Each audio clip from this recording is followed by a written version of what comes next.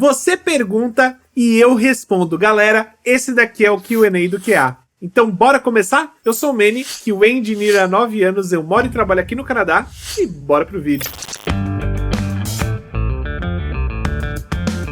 Então, bora, galera. Vamos ler aqui. José_Arilson. Vale a pena aprender Selenium uma vez que o Cypress está ganhando mercado? Esse daqui era justamente o vídeo que eu falo sobre como criar uma automação do zero com Selenium também. E essa pergunta é bem interessante, tá, galera?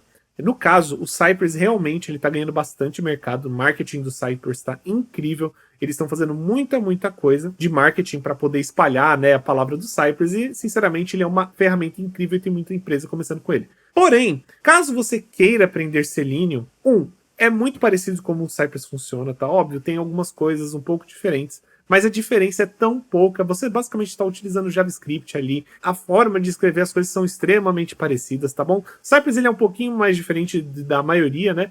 Mas eu te garanto que a sintaxe é tão parecida que vale a pena aprender pelo simples motivo de que Selenium tem em muitas empresas ainda. Por quê? Porque o Selenium é a ferramenta mais antiga delas, tá? Então, isso faz com que você acabe pegando um mercado que esteja utilizando Selenium.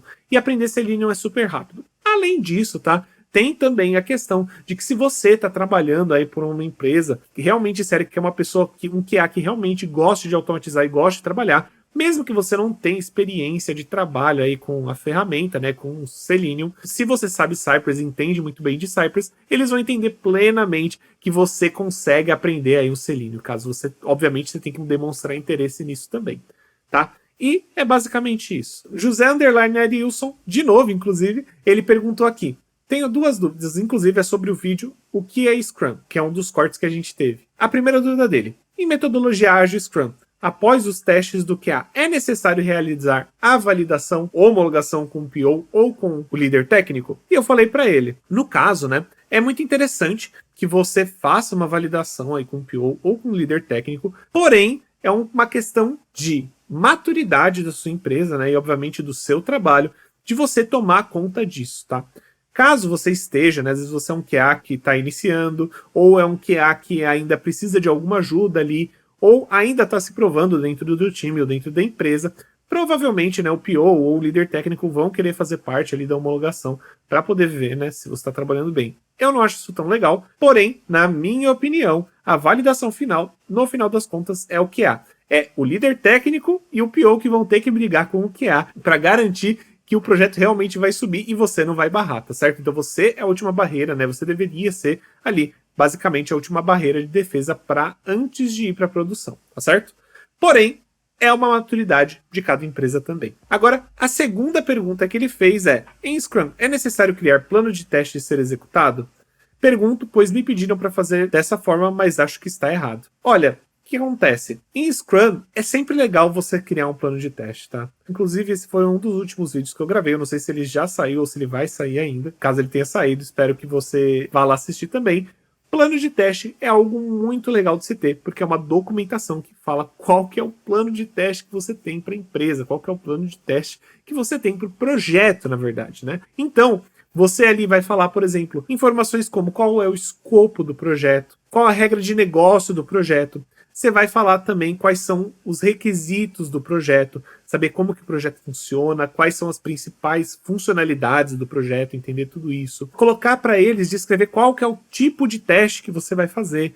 Isso é de extrema importância. Então é um documento, tá? Que mesmo você utilizando Scrum, sendo ali muito documentado por causa da forma que funciona em relação a sprint, a documentação de cards e de épicos e tudo isso, é legal que você tenha, por exemplo, um documento desse no Confluence. Ou até mesmo em Word, tanto faz, não importa. Mas esse documento, na minha opinião, ele é de extrema importância mesmo utilizando Scrum, porque isso garante que você consegue mostrar para o seu time de uma forma simples e que está centralizado em um lugar, de como que o plano de testes foi desenvolvido, como que ele foi criado, como ele foi documentado. Além disso, quando entrarem outras pessoas, né, entrarem outros QAs no projeto, eles vão conseguir entender muito mais fácil o que já existe, qual que era o plano, qual que era o objetivo, né?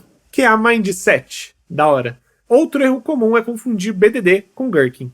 Galera, o nome do corte era BDD significa a mesma coisa que Shift Left? No caso ali do corte, se você quiser, vai lá ver, mas esse corte eu basicamente falo que não, tá? Na verdade, o que acontece é que o BDD, ele tem recursos, né, ou formas de funcionar que são muito parecidas com o Shift Left, então ele usa muito do Shift Left dentro do BDD. Porém, o Shift Left em si, ele é uma metodologia de trazer os testes mais para o começo do projeto ao possível, tá? Desde o começo da concepção do projeto até a finalização. Então, trazer testes, qualidade, desde o começo do projeto, desde o começo da esteira do projeto. Basicamente é isso, e o BDD usa muito dessa forma de comunicação e dessa forma de qualidade, tá bom? E aí o nosso amigo, ele fala que tem muita gente que também confunde BDD com Gherkin.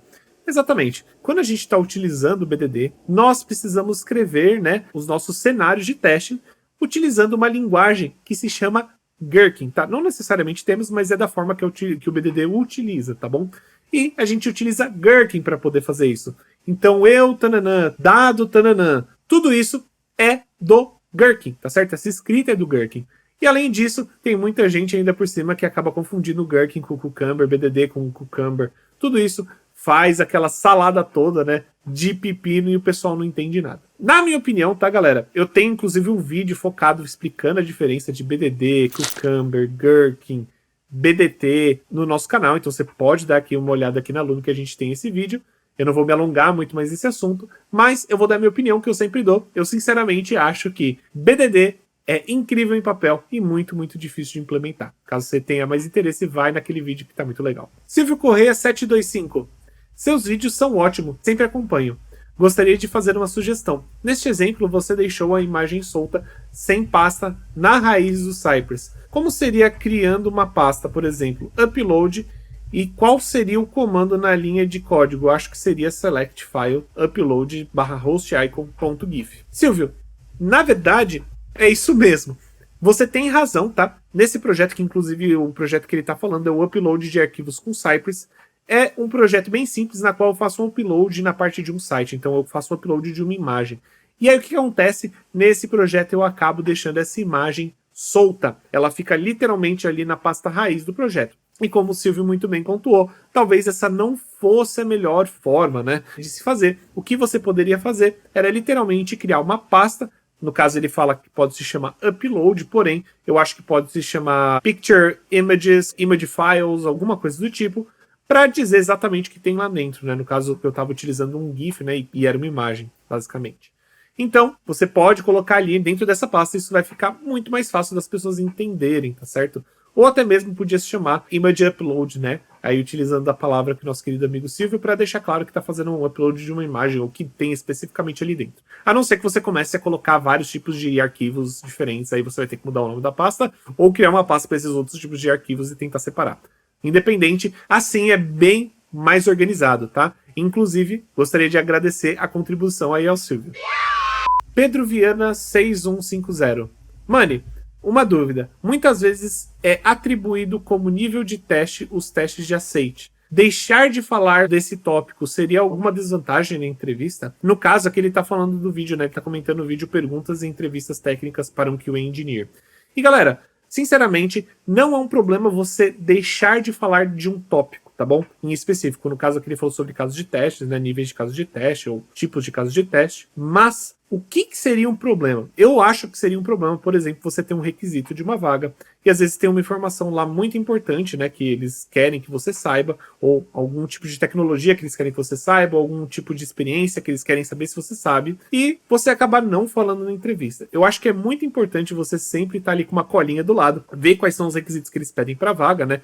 Na descrição, às vezes a descrição ela é meio complexa, né? Tipo, meio diferentona, mas você pode mencionar sim todos os pontos fortes que você tem relacionado àqueles requisitos. Então, você está numa entrevista, você já sabe quais são os requisitos daquela entrevista, né? Daquela job description, né?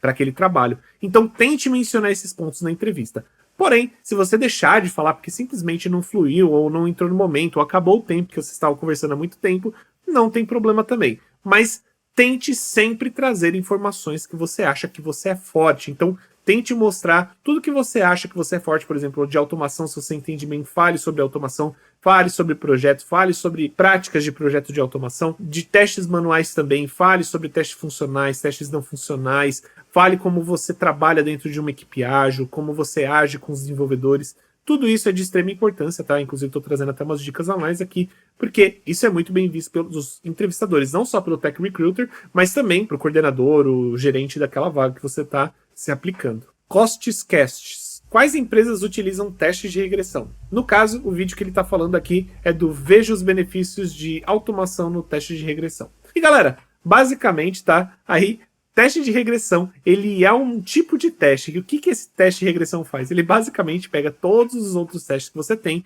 engloba em um só e faz um teste gigantesco ali no seu sistema. Então, basicamente, englobando todos os casos de testes, todos os tipos de testes que você tem, seja eles testes unitários, integrados, end-to-end, de usabilidade, de performance, todos esses, eles podem caber dentro do teste de regressão.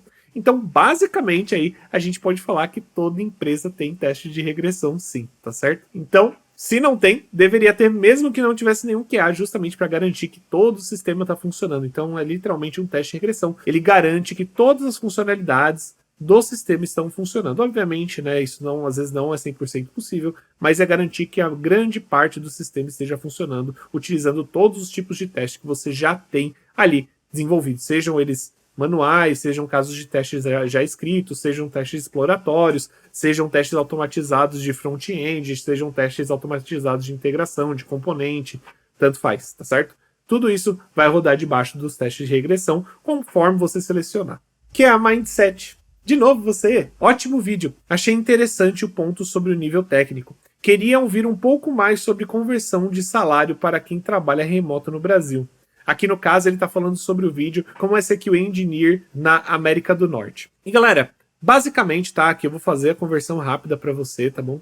E basicamente a diferença é bem grande, tá bom? Porque você trabalhando no Brasil, você vai chegar aí a ganhar entre, sei lá, 15, 20 mil reais, tá bom? Esse vai ser basicamente o seu salário.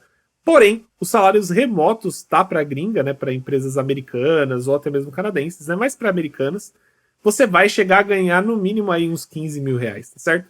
É muito mais provável que você ganhe de 20 para cima. Eu tô falando aqui pela minha experiência. E meu primeiro emprego remoto, né, que eu trabalhei pra gringa, eu ganhava entre 20 a 25 mil reais. Aí dependia, porque eu ganhava por hora, né? Então dependia às vezes se eu fazia hora extra ou não. Além disso, quanto mais você for especializando, você pode chegar nos 30 e 40, até mesmo chegar até os 50 mil reais, dependendo do seu nível. Se você é especialista, ou líder, ou até mesmo um manager de QA, né? Um diretor de QA, alguma coisa assim. Essa é a diferença e faz bastante diferença. Então, se você ainda não aprendeu inglês, vá correr aprender, porque eu tenho certeza que isso vai fazer grande diferença para você conseguir um trampo remoto na gringa. Então é isso, acho que acabou, Edu. Valeu.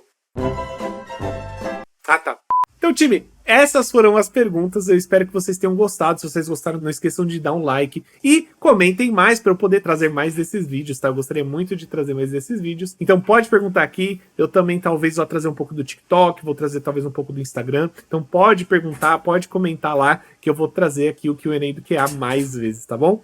Então, time, espero que vocês tenham gostado. Se inscrevam pra gente traz vídeos falando sobre tecnologia QA todos os dias. Então, se você não inscreveu, você tá ficando doido. Te vejo numa próxima. Tenha um bom dia e tchau, tchau.